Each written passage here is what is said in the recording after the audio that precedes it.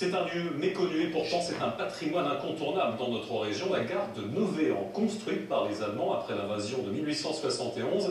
Elle s'est tristement illustrée lors de la Seconde Guerre mondiale à partir de 1942. Elle a vu passer des milliers de convois de déportés venus des camps de regroupement français pour prendre la direction des camps de la mort nazie. Aujourd'hui, Friche Ferroviaire, une association tente de la sortir de l'oubli. Caroline Corvenant et Abdallah Jekir. Il est des lieux marqués par l'histoire, mais désertés par la mémoire. Qui se souvient aujourd'hui de la gare de Novéan-sur-Moselle et du rôle tragique qu'elle a tenu pendant la Seconde Guerre mondiale. Ces rails ont pourtant vu transiter des dizaines de milliers de déportés. Novéan, dernier arrêt avant l'Allemagne nazie et ses camps de la mort.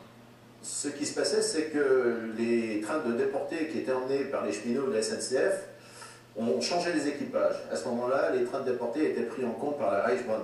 Les Allemands faisaient descendre les déportés sur les quais, les comptaient pour vérifier s'il n'y avait pas eu d'évasion pendant le trajet, car tout le monde savait qu'une fois Novéan, c'était fini. Il n'aurait plus aucune occasion de pouvoir le faire. Aujourd'hui, pas de plaque de commémoration, aucun monument. Seul témoin du passé, les empreintes des bottes cloutées des soldats allemands figées dans le béton.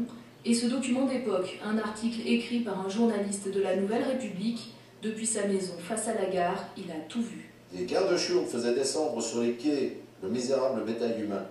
Ils obligeaient les hommes à se déshabiller, qu'il pleuve ou qu'il vente, et les hommes tout nus étaient roués de coups, fouettés jusqu'au sang par les brutes immondes de la Gestapo, sourds aux hurlements de douleur. Aujourd'hui, avec leur association, Jean-François Genet et Francis Petit-Demange se battent pour combler ce qu'ils appellent ces trous de mémoire et redonner la parole aux oubliés de l'histoire. Nous recueillons les témoignages depuis une dizaine d'années. Je pense que c'est une transmission nécessaire, indispensable.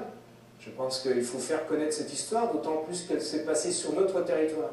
Je pense que nous sommes acteurs de ce territoire, et en tant qu'acteurs de ce territoire, il faut la faire connaître à ceux d'abord qui vivent sur ce territoire.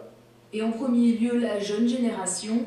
En mai prochain, les collégiens du lycée Paul Verlaine de Metz viendront présenter leurs exposés d'histoire ici même, sur le quai des déportés.